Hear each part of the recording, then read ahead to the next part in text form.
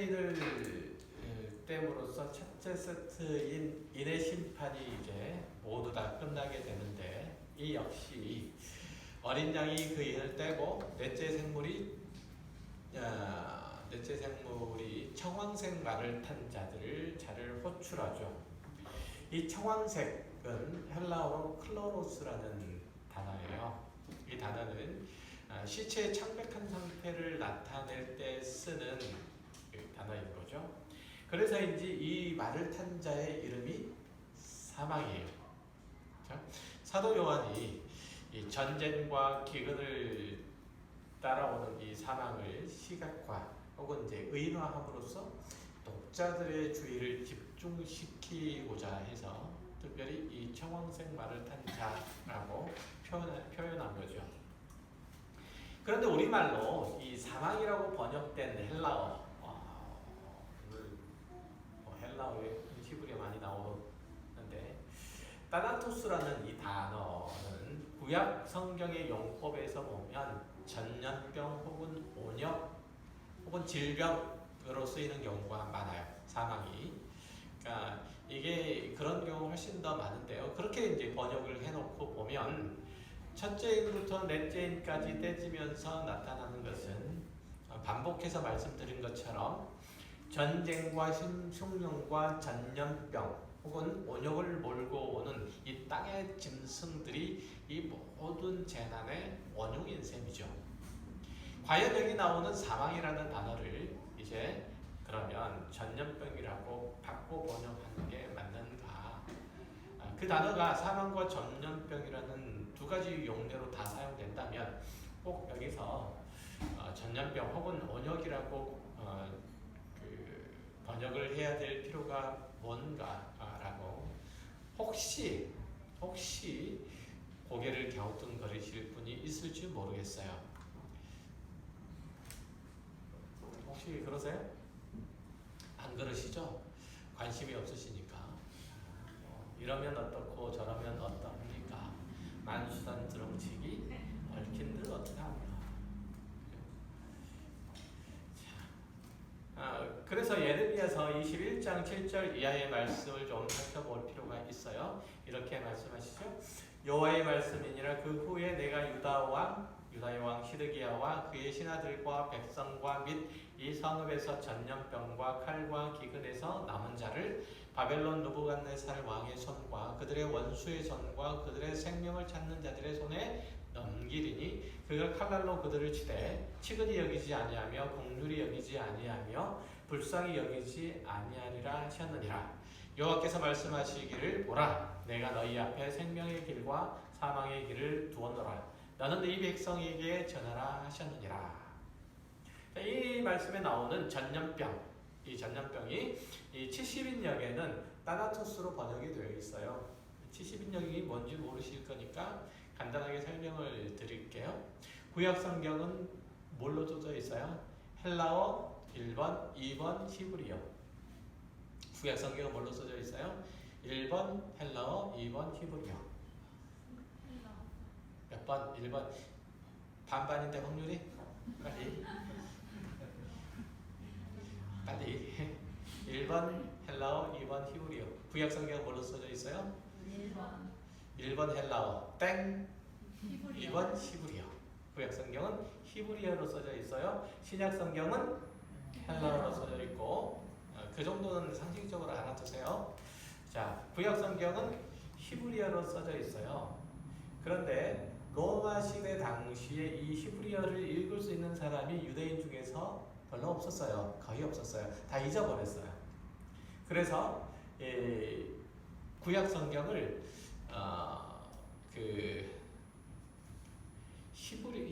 히브리어로 된 구약 성경을 헬라어로 번역하는 작업을 했어요.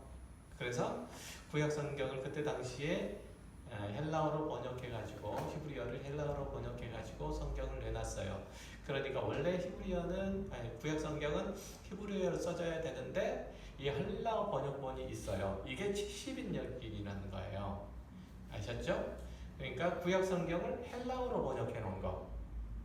자, 그러면 이 헬라어로 번역해 놓은 것들을 보면 이 그 따나토스라는 이 헬라어, 이 헬라어는 무엇으로 번역할 수 있어요? 전염병, 그죠? 혹은 사망 이렇게 번역할 수 있는데 구약 성경에서 나오는 이 헬라어 따나토스라고 하는 그하고 같은 히브리어 단어는 사망이란 단어보다는 전염병이라는 단어를 훨씬 더 많이 쓴다 이거예요. 이해되셨죠? 그러니까 이 요한계시록에 나와 있는 이 따나토스라는 이 단어가 구약 성경의 용례를 볼 때 전염병이라는 용례를 쓰니까 전염병으로 번역할 수도 있다라고 하는 거예요. 이해되셨죠?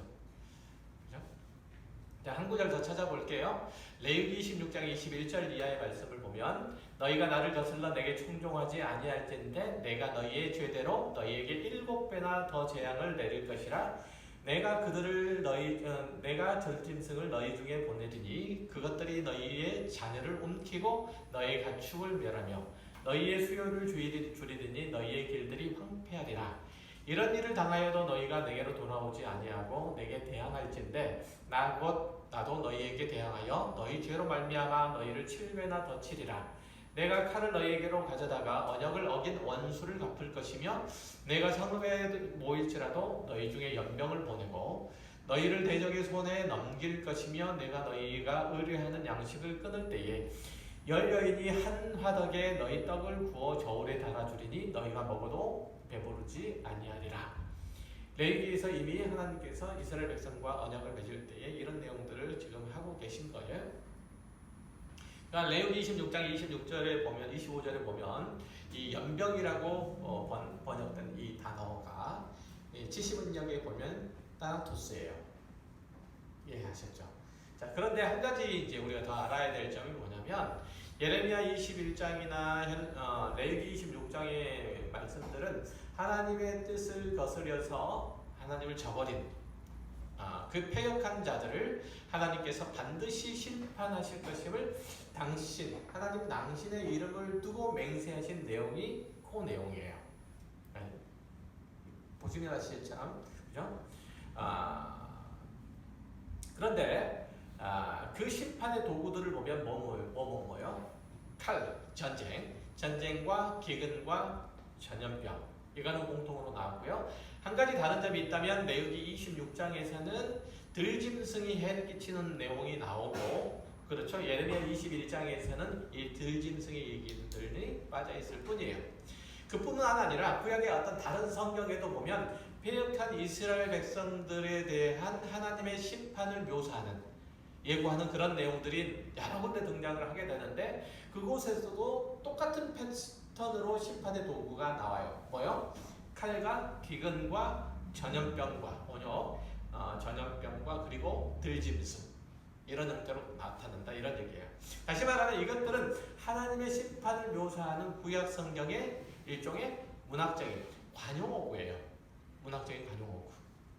그러니까 이스라엘 사람들은 자신들에게 이런 재난들이 닥치면 그러니까 전쟁이 일어난다거나 기근이 든다거나 하면은 무슨 생각을 하게 돼요? 하나님이 우리의 잘못을 꾸짖으시는구나 이렇게 의뢰의 생각을 했다는 거죠.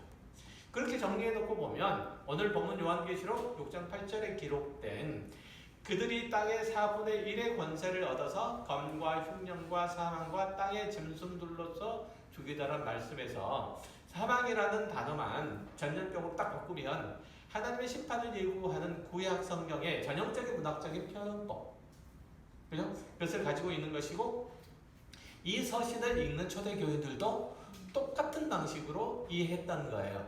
구약 성경에서 선지자들이 구약 성경을 통해서 하나님의 심판을 예고했던 것과 똑같은 식으로 지금 요한서신서에 나오는 6장 8절에 나온 내용들을 동일하게 이해를 했다는 거예요. 초대교회 성도들이. 이해되셨죠? 그래서 이게 지금 여기서는 뭐가 나오죠? 땅의 짐승들. 이게 뭐예요? 들짐승. 똑같잖아요.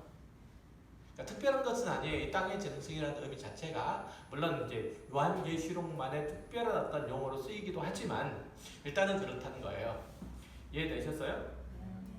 자, 그래서 이제 여기서 이제 중요한 것은 흰 말이 뭘 의미하고 그리고 붉은 말이 또 뭘 의미하고 또 검은 말이 뭘 의미하는지, 청황색 말이 뭘 의미하는지 이런 것들을 현대적인 의미로 가져다가 꿰맞출 게 아니고 이 모두를 하나님의 심판의 채찍으로 이해해야 된다는 점이 중요해요.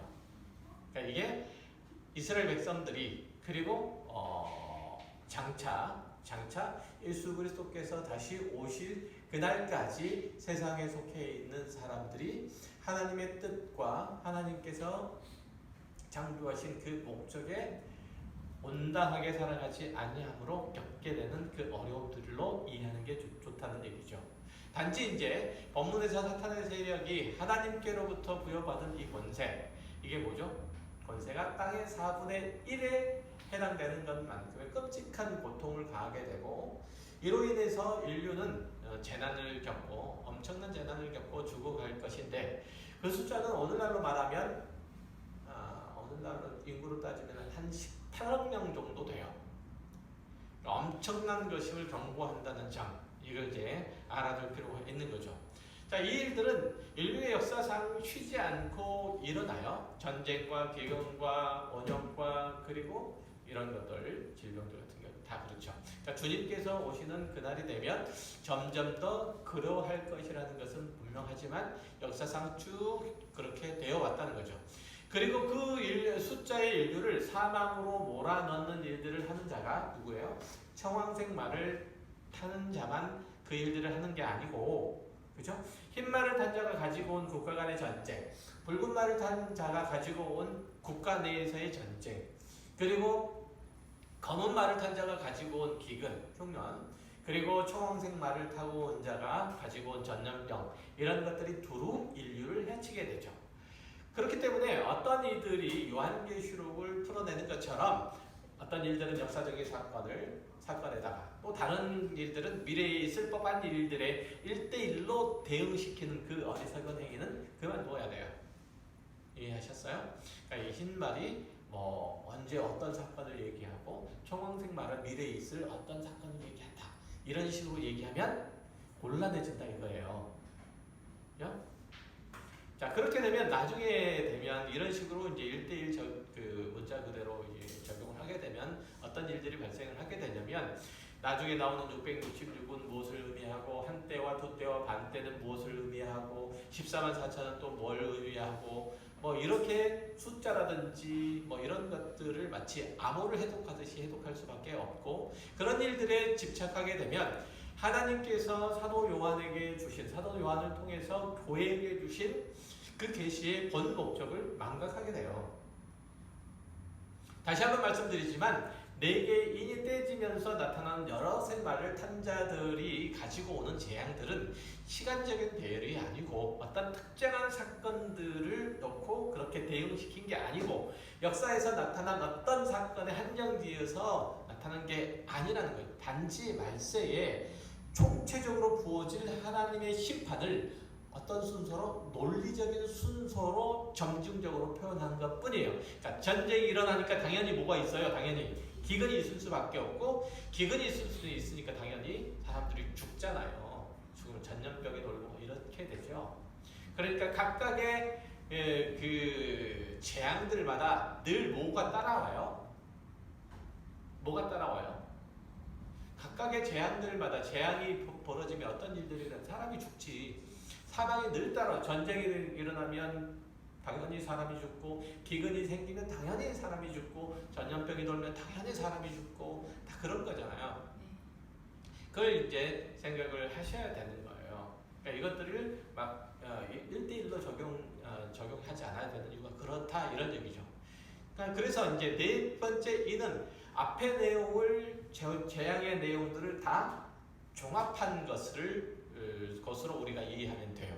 아까 이제 7절에 보면 그들이 땅의 4분의 1의 권세를 얻어서 검과 흉년과 사망과 땅의 짐승들로서 죽이더라. 앞에 놓은 거잖아요. 앞에 있는 내용들을 다 그들이라고 하는 건 어떤 그들이에요? 흰 말을 탄 자, 붉은 말을 탄 자, 검은색 말을 탄 자, 청황색 말을 탄 자. 그걸 얘기하는 거예요. 이해되셨죠? 그렇게 얘기하는, 그러니까 종합적으로 포함해 놓은 거란 말이죠. 조금 현실적으로 이 계시의 내용들을 이제 좀 살펴보면 네 마리의 말을 탄 자들이 등장하면서 불어닥치는 재앙들. 이게 지금 생각하면, 그래요? 지금 닥친다고 생각하면 너무 끔찍하고 고통스러워서 아무리 하나님의 심판이지만 좀 지나친 감이 없지 않나 라는 생각이 들 수가 있죠.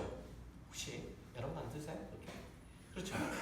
그러니까 오늘의 이 시점에서 인류의 4분의 1이면 지난 200년 동안 혹은 300년 동안 일어난 모든 전쟁에서 죽은 사람들을 합해놓은 숫자보다 더 많아요. 18억 명이니까. 그렇잖아요. 그리스도 밖에 있는 사람들이 잔혹하고 그리고 가공할 전쟁, 그로 인해서 불어닥치는 세계적인 기근과 창고라는 전염병으로 고생할 것이야. 그들의 죄 때문에 그렇다고 치고 하더라도 하나님을 믿는 믿음 안에서 신실하게 살려고 하는 우리 그리스도인들이 그것들로부터 자유롭지 못하다면 너무 가혹한 일들 아닌가 라는 생각이 들 수가 있죠. 그렇죠? 그리스도인들 중에서도 뭐 신실하게 신앙생활을 안 하고 잣길로 자꾸만 가고, 그죠? 이 모양 저 모양으로 엉덩이에 뿔난 것처럼 살아가는 사람들이야. 뭐 때때로 얻어맞으면 그렇다고 치지만, 그럴 수 있다고 치지만 저 같은 사람은 억울해서 미치잖아요.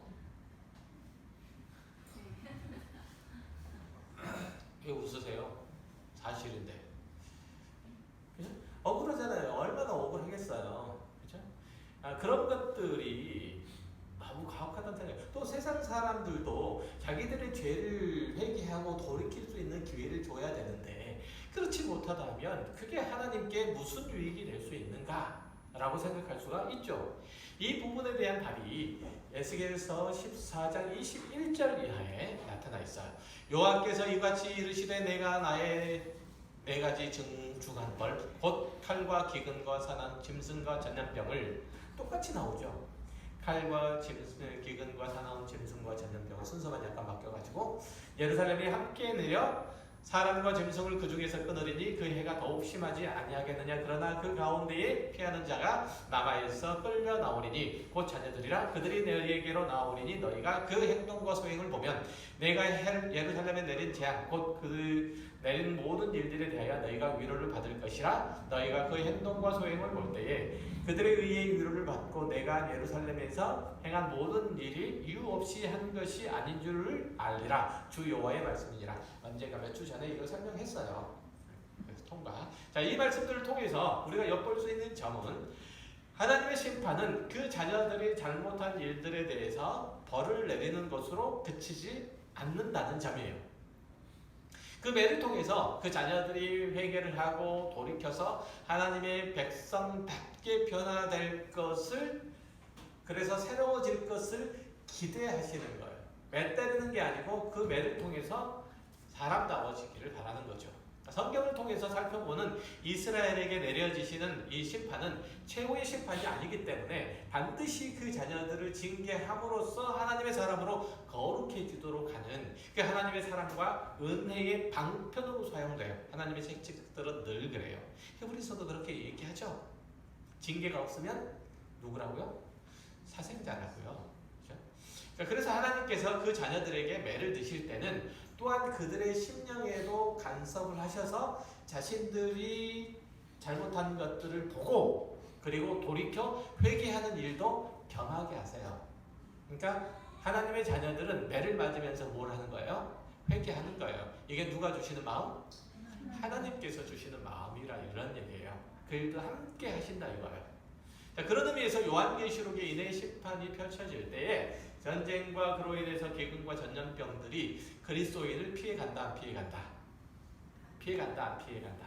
안 피해간다 절대로. 이 과정에서 그리스도인들은 그 자신과 그의 인생을 돌이켜보고 예수를 믿는 믿음 안에서 충성스러운 사람으로 거듭나게 돼요. 점점 더. 그러니까 이런 모습은 개인적으로 겪는 고난에 대한 태도에도 마찬가지예요. 이것들이 성도가 자기 삶을 온전하게 가다듬고 그리고 성결하게 하는 외적인 방편이 될 거고, 이런 재난 고난들이. 그리고 내적으로도 하나님에 대한 사랑과 믿음을 더욱 굳건하게 세워갈 거죠. 그러나 이 땅에서의 삶이 전부라고 생각하는 사람들이 이런 재난들을 겪게 되면 뭘 하게 되냐면 우상숭배에 가담하게 돼요. 악을 행해서라도 자신의 안전과 번영과 만족을 도모하게 돼요. 그래서 믿지 않는 사람들이 자신에게 재난을 닥치면 어디 가나요? 제일 먼저 점집에 가잖아요. 그렇죠? 점집에 가잖아요. 그렇게 하게 돼요. 방금 읽었던 것처럼 자녀들은 자신에게 일어난 재난들은 반드시 고통스럽고 힘든 일들이지만, 분명히 힘든 일들이지만 그의 손길로 하나님께서 일하고 계시지 않기 때문이 아니라 오히려 신실하게 일하시고 선하신 그의 손길로 만지시기 때문에 생긴 문제라는 사실들을 끝내는 깨닫고 겸비하게 되죠. 그리고 주님 앞에 돌아오게 돼요. 이게 하나님의 자녀의 마땅한 반응이에요. 재난을 겪을 때. 자, 우리는 대부분 보면 사계절 중에 어느 계절을 좋아하세요? 봄, 여름, 가을, 겨울 중에서 봄이나 가을을 좋아하죠. 저같이 센치한 사람은 가을을 좋아하죠. 그래서 어쨌든 가끔은 뭐 여름을 좋아하는 사람도 있지만, 왜 그러실까 오늘 밤에? 자, 겨울을 좋아하는 사람들은 별로 없어요. 특별히 가난하고 병든 자들에게 겨울이 참 가혹하잖아요. 추위와 싸워야 되고 봄에 다시 먹을 것을 얻을 수 있을 때까지, 봄에 양식이 나올 때까지 배를 고나야 하기도 해요. 그런데 이 겨울이 없으면 다음에 농사를 위해서 땅의 기력을 회복하기가 어렵죠. 또 추운 겨울들을 지나야 수목에 붙어있는 벌레들, 또 이전에 수확했던 데 붙어있던 이 벌레들도 죽죠. 그래서 겨울이 추울수록 그 다음에 풍년을 기대하는 거예요. 그렇죠?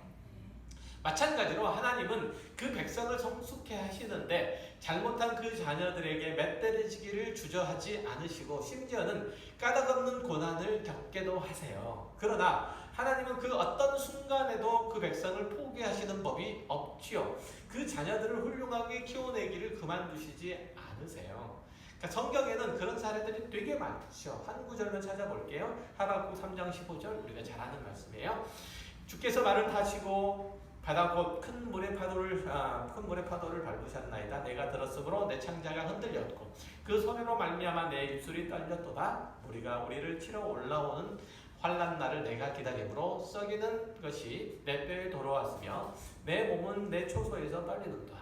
비록 무화과 나무가 무성하지 못하며 포도나무가 열매가 없으며 감람나무에 소출이 없으며 밭에 먹을 것이 없으며 우리의 양이 없으며 외양간에 소가 없을지라도 나는 여호와로 말미암아 즐거워하며 나의 구원의 하나님으로 말미암아 기뻐하리로다. 완전히 반전이죠. 이 안에서 보면. 자, 어디까지가 반전이냐면 내가 기다림으로 썩이는 것이 내 뼈에 들어왔으면 내 몸은 내 초소에다 달달달달달 떨어요. 뭐 때문에?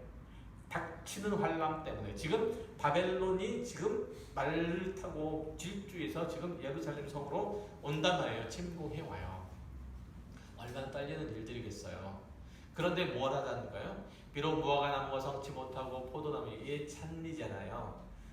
무화과 나무 잎이 마르고 포도 열매가, 우리 잘 알죠? 그런 것.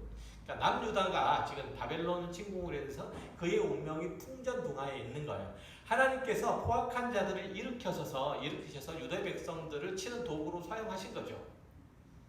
그렇다고 해서 바벨론 군대가 선하거나 하나님의 뜻에 순종하는 믿음을 가진 자들이 결코 아니었어요. 선지자 하박국의 입장에서 볼 때 너무 놀랍고 너무 괴로운 거예요. 뿐만 아니라 너무 두렵죠. 너무 고통스럽죠. 자기 백성들의 폐역함은 알겠는데 그들의 징계하는 도구로서 더 악한 자들을 일으키심이 어쩐 일이나, 그걸 쉽게 받아들일 수 없는 거죠. 일반적인 시각에서 볼 때 나쁜 놈이 있어요. 그리고 더 나쁜 놈이 있어요. 그러면 하나님께서는 더 나쁜 놈을 징계하실 것 같은데 그렇지 않아요? 그렇죠? 이스라엘은 나쁜 놈이야. 바벨론은 더 나쁜 놈이야. 그런데 하나님께서는 바벨론을 치시지 않고 이스라엘 쳐요. 왜 그럴까요? 하나님의 시선이 그의 자녀들에게 머무르기 때문이에요. 하나님의 편에서 볼 때 바벨론은 그의 자녀인 이스라엘 징계하시기 위한 더 크고 튼튼한 회초리일 뿐이에요. 이스라엘은 자녀고 바벨론은 뭐예요? 회초리. 그 차이예요. 그 자녀들을 볼 때 치가 떨릴 만큼 두렵고 공포스럽죠. 그러나 하나님의 뜻을 떠나고 그의 얼굴을 외면하고 그 거룩을 오염시킨 자가 당하는 고난이 어떠한지, 그 인생의 곤고함이 어떠한지를 인생의 경험들을 통해서 겪게 함으로써 하나님 품으로 부르시는 거예요. 그것 때문에 지금 하박국이 무화과 나무 잎이 마르고 이 얘기를 하고 있는 거예요. 지금 뭘 기대하는 거예요? 하나님께서 이스라엘 백성들을 치시고 난 다음에 그들이 하나님의 사람으로 거룩하고 온전하고 새롭게 될 소망과 그 안에서 그들이 하나님 안에서 이제 하나님을 기뻐하고 하나님 즐거워하며 하나님을 노래하고 하나님의 뜻에 순종하는 그 사람으로 새롭게 태어날 거라는 기대와 소망 때문에 무화과 나무 잎이 마르고 포도 이런 것들 없어도 전쟁으로 인해서 뭐가 생겨도 기근이 생겨도 지금 얘기하는 게 기근이 생겨도 난 괜찮다라고 얘기를 하고 있는 거예요. 이해하셨죠? 여러분이 자신의 인생이 그렇게 평안하고 아무런 문제가 없기를 바라세요. 여러분이 무슨 일을 하든지 하나님께서 제동을 걸지 않으시고 그저 잘한다 엉덩이를 두들겨 주셨으면 좋겠어요. 그러면 여러분의 삶은 하나님의 성품과 전혀 상관없이래요. 짐승처럼 되죠. 그죠? 하나님이 매를 드시지 않으면 그가 그리스도인이라도 짐승처럼 돼요. 우리가 자녀들을 길러보면 오냐 하고 키운 자식들은 버릇이 없어요. 그렇죠? 할머니 할아버지 손에서 자란 자식들이 보통 할머니 할아버지 수염을 붙잡죠. 그런데도 아이들이 요구하는 것들을 받아주는 이유가 뭘까요? 그렇게 아이들이 막 자라는데 뭐 때문에 그렇죠? 귀찮으니까. 아이와 부딪히기 싫기 때문에 그냥 져버려요. 미운 놈 떡 하나 더 준다고 그래 너 하고 싶은 대로 해라. 그러면 아이는 당연히 망하죠. 징계하기를 포기하면 망해요. 그러나 하나님은 절대로 포기하지 않으시는 거죠. 끝까지 매를 쳐서 고쳐내세요. 우리는 매를 때리다가 사람은 매를 때리다가 아이의 마음을 감정을 상하게 하기도 하고 아이의 마음 가운데 깊은 생채기를 내기도 해요. 그렇죠? 그렇게도 하죠. 그러나 하나님께서는 안 그러세요. 하나님은 우리를 때리시되 우리의 마음을 당신에게로 반드시 돌려놓으시는 분이시잖아요. 그렇죠? 하나님께서 우리 마음에 생채기를 내신 적이 있으신가요? 없으시잖아요. 우리는 얘를 때리면서 시끄럽고 때리면 울고 시끄럽고 또 달래줘야 되는 게 싫어서 애가 눈에 거슬린 짓을 하면 그냥 어쩔 때는 외면해버리죠. 안 그러세요? 그렇죠? 그렇지만 하나님께서는 절대 그러신 법이 없다는 거예요. 우리는 아이를 길렀는데 그래서 다 실패하지만 하나님께서는 절대 포기하지 않으시고 절대 실패하지 않으세요. 그것이 구약의 이스라엘 백성들이 내신 심판 안에 다 들어있어요. 그래서 포로로 끌려갔다가 누가 돌아오는 거죠? 남은 자가 돌아와요. 하나님께서는 예수 십자가의 권한과 그 구원과 심판의 목적을 예수 그리스도 안에 있게 하셨죠. 다시 말하면 십자가는 어떤 이에게는 구원이 되죠. 또 그 구원의 손길을 뿌리치는 자들에게는 자기 행위에 대한 심판의 근거가 돼요. 마찬가지로 온 세상과 사람에게 펼쳐지는 고난에도 같은 목적이 있어요. 사실 예수님과 함께 십자가에 달린 죄수 한 사람은 그의 고난들을 통해서 뭘 했죠? 회심했죠. 반면에 다른 사람은 같은 환경에서 그 마음이 더 완악해졌어요. 그런 거예요. 아까 읽었던 에스겔 14장에서 예루살렘에서 행한 모든 일이 이유 없이 한 것이 아닌 줄 너희가 알리라. 이렇게 말씀하신 것과 똑같은 거죠. 그러니까 하박국 선지자에게 하나님께서 말씀하신 바처럼 이스라엘 백성들이 바벨론에 짓밟히고 포로로 끌려가는 것은 하나님을 배반했기 때문이지만 그런 현실은 그들의 잘못을 꾸짖고 거기에 상당한 벌들을 받게 하시는데 그 자체의 목적이 있는 것이 아니라 그렇게 하심으로써 그들 안에 있는 더럽고 악하고 탐욕스러운 마음들을 뽑아내고 하나님을 향한 진실한 마음과 성결한 삶을 살도록 하나님께서 기뻐하시는 삶을 살도록 하나님만 의지한다는 것은 하나님을 순종한다는 뜻이에요. 하나님만 순종하도록 하나님만 의지하도록 하시기 위해서요. 그래서 하박국 선지자가 아까 말씀드렸던 것처럼 비록 무화과 나무가 무성하지 못하고 포도나무에 열매가 없으며 감람나무에 소출이 없으며 밭에 먹을 것이 없으며 우리의 양이 없으며 외양간에 소가 없을지라도 나는 여호와로 말미암아 즐거워하며 나의 구원의 하나님으로 말미암아 기뻐하리로다. 이렇게 얘기하는 거예요. 무엇 때문에? 이제 바벨론 포로로 끌려갔던 바벨론으로부터 전쟁이 이스라엘이고 끝내 포로로 끌려가지만 그렇게 해서 돌아온 이스라엘 백성들, 남은 자들은 이전과는 다른 모습으로 하나님께 대하여 순전한 믿음과 소망을 가진 자로 하나님 앞에 살 것이기 때문에 여러분 어떠세요? 동일한 생각과 동일한 마음을 가지고 계세요? 얻어 터지더라도 신실한 하나님의 자녀로 살고 싶으세요? 대답을 안 하시네? 그냥 얻어 터지지 마시고 신실한 하나님의 자녀로 사세요. 더 크게 아멘. 아이고. 얻어 터지지 마세요. 괜히 얻어 터지면 손해잖아요. 얻어 터지지 마세요. 더 신실하게 사세요. 자, 오늘 본문으로 돌아가서 세상에 나타나는 여러 재난들, 이런 재난들은 그를 외면하고 사는 자들, 그러니까 세상에 나타나는 것에 정신을 팔고 사는 자들에게 하나님의 심판이 되는 거죠. 그분을 외면하고 사는 자들에게. 그들은 인의 재앙을 겪으면서 자신이 숭배하는 것들이 결코 자신의 안전함을 가져다 주지 못하고 배부름이 되지 못하고 영구함이 되지 못한다는 것을 깨닫게 될 거예요. 이것이야말로 큰 재난이죠. 그렇잖아요. 세상 사람들이 나는 돈이 있으면 이 돈이 내 재난을 막아줄 거다 라고 생각을 했어요. 그런데 이 돈이 나의 재난을 못 막아주네? 그것처럼 더 큰 재난이 어디 있어요? 난리 난 거잖아요. 그거예요. 그들은 인의 재앙을 겪으면서 그걸 지금 겪어갈 수밖에 없다는 거예요. 그러나 같은 일들을 경험하지만 하나님의 사람들은 그들의 몰락을 보면서 세상의 거짓된 것들과 그들이 추구하는 헛된 것들을 보고 하나님께 돌아와요. 그래서 세상 사람들은 자신이 재난을 겪으면 뭘 할 수밖에 없죠? 절망할 수밖에 없어요. 낭망할 수밖에 없어요. 결국은 그들이 다 포기할 수밖에 없어요. 자포자기할 수밖에 없잖아요. 그러나 하나님의 사람들은 어떻게 된다고요? 주께로 돌아온다고요. 주께로. 그럴 때 세상에는 내가 의지하고 소망하고 꿈꾸고 내 배부름과 만족으로 삼을 게 없구나. 그래서 내 목숨을 꼴까닥 넘기자 이게 아니고 하나님께로 돌아가자 이거예요. 이 차이. 똑같이 겪지만. 그러니까 하나님의 자녀들은 자신들의 신앙을 돌아보면서 그동안 게을렀던 것들과 부주했던 것들과 딴 데 정신 팔렸던 것들을 반성하고 그 신앙과 삶을 순결하고 거룩하게 돌이키는 일들을 하나님의 간섭하신 가운데 행하게 되는 거죠. 그런 시간이 연속될 때 우리의 모습들은 하나님이 인정하시고 기뻐하시는 하나님의 참다운 신앙인으로 새로워질 거고 온전해질 거예요. 물론 그 완성된 모습들은 이 땅에서 다 가질 수는 없어요. 다 가질 수는 없어요.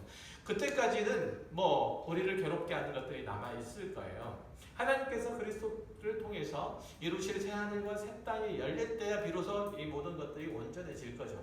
그러나 그리스도를 닮은 모습들이 우리의 삶 가운데서라도 일부라도 경험할 수 있는 것들은 이 땅에서도 충분히 가능해요. 그로 인해서 여러분의 신앙은 영원한 하나님의 나라를 갈망할 수 있게 될 것이죠. 이것이 오늘을 신실하게 사는 사람들이 그리스도인들이 한편으로는 경험하고 또 다른 한편으로는 갈망하는 이중적인 신앙의 현실이에요. 그러니까 우리는 이 땅의 사람, 그리스도의 신실한 그리스도의 이 땅에 살아가면 하나님께서 허락하신 하늘의 신령한 것, 하나님의 나라의 복된 것을 일부를 경험하지만 그것이 온전하지 못하므로 더욱 그것을 갈망하는 사람으로 그렇게 살아간다는 거예요. 이 우리 그리스도인들의 현실의 이중성. 그러니까 이것을 보지 못하고 믿지 못하면 여러분들이 사는 하루하루가 그저 괴로움이 될 뿐이고 여러분이 허구한 날 겪는 고난들이 그저 슬플 뿐이고 그저 억울할 뿐이고 그러면 여러분은 여러분의 삶 속에서 겪는 대부분의 일에 감사가 없고 기쁨을 잊어버리고 만족을 못하게 되죠. 또한 그리스도인으로서 자신의 의미와 가치들을 망각하게 되고 단지 주님 앞에 갔을 때 다 인생이 끝나고 주님 앞에 갔을 때 나 예수 믿다 왔습니다. 이 말 한마디가 전부인 매우 가난한 신앙생활을 가질 수밖에 없어요.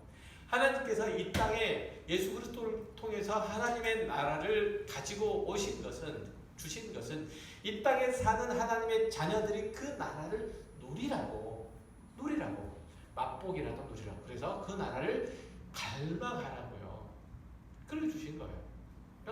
그걸 누릴 수도 있어요. 가급적 많이. 그죠?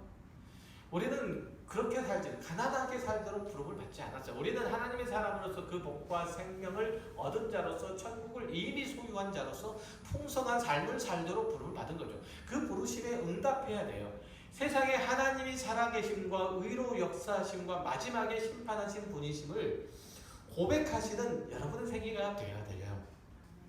그것이 어린 양이 내게 있는 뜻이어서 이 땅에 재난을 주시는 목적에 부합하는 삶이죠.